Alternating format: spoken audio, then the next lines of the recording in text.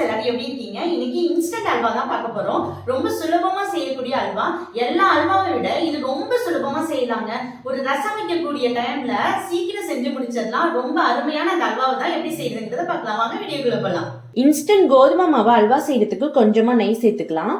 நெய் உருகுனதும் ஒரு 10 முந்திரி பருப்பு இந்த மாதிரி உடைச்சு வச்சிருக்கேன், அதை சேர்த்துக்கலாம்.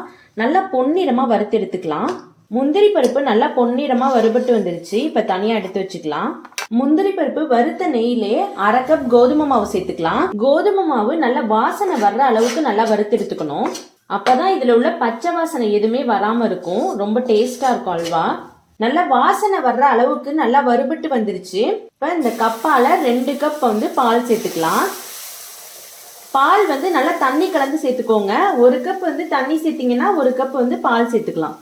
நல்லா காய்ச்சி ஆற வைக்கணும் அப்படிங்கிற அவசியம் கிடையாது. நல்லா சூடா ஊற்றணும்.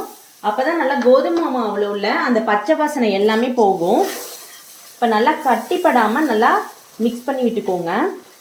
உங்களுக்கு அளவுகள் தெளிவா புரியணும் அப்படின்னா 1 கப் கோதுமை மாவு எடுத்துட்டீங்கன்னா 1/2 கப் சுகர் எடுத்துக்கோங்க. 2 கப் பால். இதுதான் தெளிவான விளக்கம். இப்போ 1/2 கப் சுகர் சேர்த்துக்கலாம்.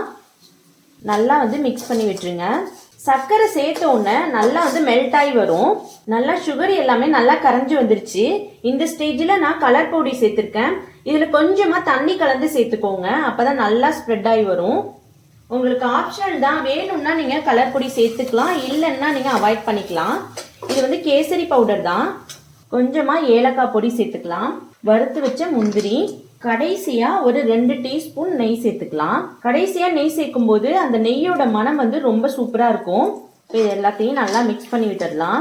பாருங்க, பாக்குறதுக்கே எவ்வளவு சூப்பரா இருக்குன்னு. நல்லா ஒட்டாம வரணும், அதுதான் இதோட பக்குவம்.